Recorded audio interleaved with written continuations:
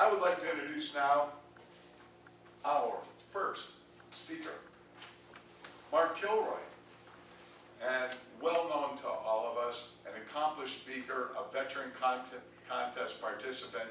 Maybe some things you don't know, that he was the vice president of membership for 2 years at JPMC Highlander.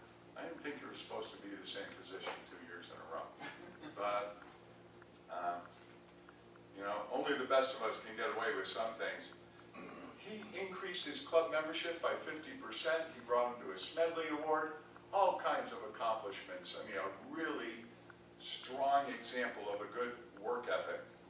He migrated to Florida in 1994 from some place where they had igloos instead of houses in the northern part of New York. He's got 2 children, a 2-year-old grandson, and a dog named Blaze. I'm sure he's got a pickup truck and drinks Budweiser. He did put that in the notes. The thing about his dog Blaze is very similar to the anecdote I just shared with you. Mark and Blaze love to walk together. They walk for miles and miles and miles together.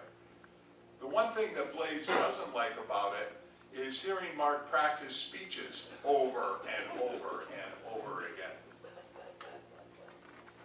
I'd like to bring Mark to the stage for his award-winning and soon-to-be champion speech at the district conference.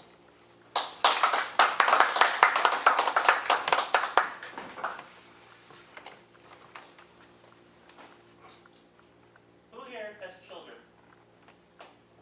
Our parents. Parents have a responsibility to help their children achieve their greatest potential. And children have a responsibility to be thankful for all that their parents do and to say thank you. I was reminded of this recently driving down I-75 at over 70 miles an hour, and I was in the center lane. And I wanted to go over to the left lane, the fast lane. I looked in my mirrors, and the coast was clear except for one car that was a half-mile back. Put my blinkers on, go over to the left lane. I look in my rear view mirror, and that guy that was a half-mile back is right on my tail. And he's like this. Ladies and gentlemen, fellow Toastmasters, and most welcome guests. At that moment, my life flashed in front of me. And I remembered my mom. My mom was a single mom with 5 children.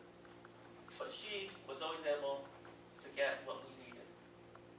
And as I was growing up, I wanted to be a baseball player and play baseball. So my mom got me a baseball glove, a ball, and a bat to hit home runs. And I said, "Thank you, Mom." As I got a little bit older, I wanted to play music and get a trumpet and go in the school band. So my mom got me a trumpet, and it sounded something like this.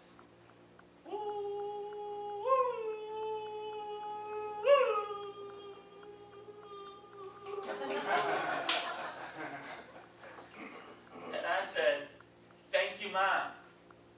And I soon got tired of the trumpet and the music. And the trumpet went off into the corner. I also got tired of baseball. And the glove and the ball and the bat went off in the corner. As I got a little bit older, I wanted a dog and a cat. My mom got me a dog and a cat. I said, "Thank you, Mom." And soon I lost interest in the dog and the cat. And they went off in the corner. And then in high school, I decided I wanted to be a computer programmer. So I went to my mom, I said, "Mom, I want to be a computer programmer. In order to be a computer programmer, I need a computer. I need a Tandy Radio Shack 1980 circuit computer, otherwise known as the Trash 80. My mom looked at me, and she said, "You want a what? A computer? I'm not sure what a computer is, but it sounds expensive, young man. And I don't have the money for a computer. You must think I have a tree, a money tree, and I can go out and just pick a bunch of money from, give it to you, and you can go off and do whatever you want, buy whatever you want. Well, let me tell you something. And let me ask you a question. You remember when you wanted to play baseball? I got you a ball, a glove, and a bat. And where are they? Off in the corner, collecting dust. And then, when you got a little bit older,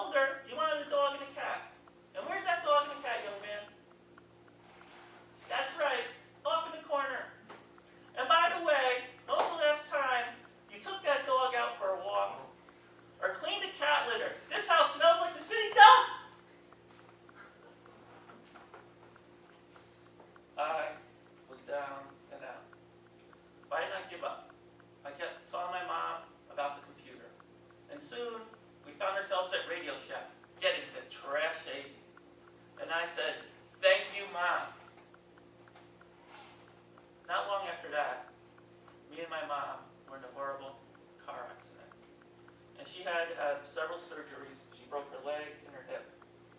And she was in the hospital in rehab for months. And when she got out, she could no longer walk on her own. First, she had to walk with a cane. And eventually, to walker. And over the years, she has switched to a wheelchair. And over the years, she eventually ended up in a nursing home on a bed. And she was in terrible pain throughout those years. And she was in the nursing home. And at one point, she decided that she was no longer going to take her medicine or her food. And we had to make a very difficult decision. Do we force a feeding tube down her, force her to eat and take her medication? No, that would not be the best thing to do. She was someone who was always active and liked life, and loved life, and liked doing things. We made the painful decision to put her in hospice care. And I remember being at her side,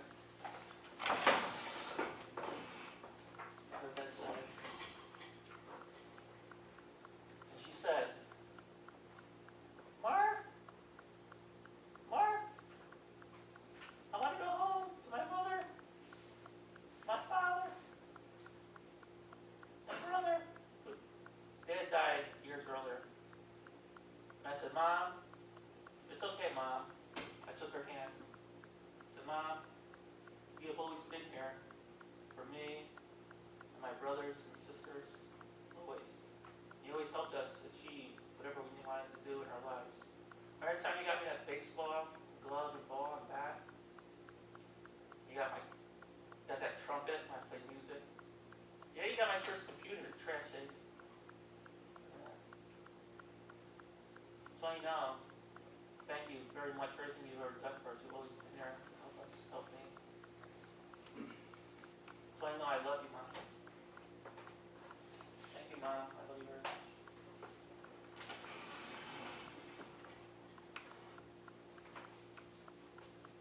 At that moment, I remembered something I had forgotten that my mom said.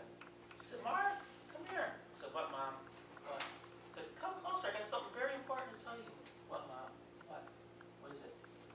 And she looked at me, and she said, Mark, wake up! It's not your time. And at that moment, I'm looking in the rearview mirror. That guy is right on my tail. I speed up 70, 80, 90, 100 miles an hour. All of a sudden, he swerves right and passes me by like I am standing still.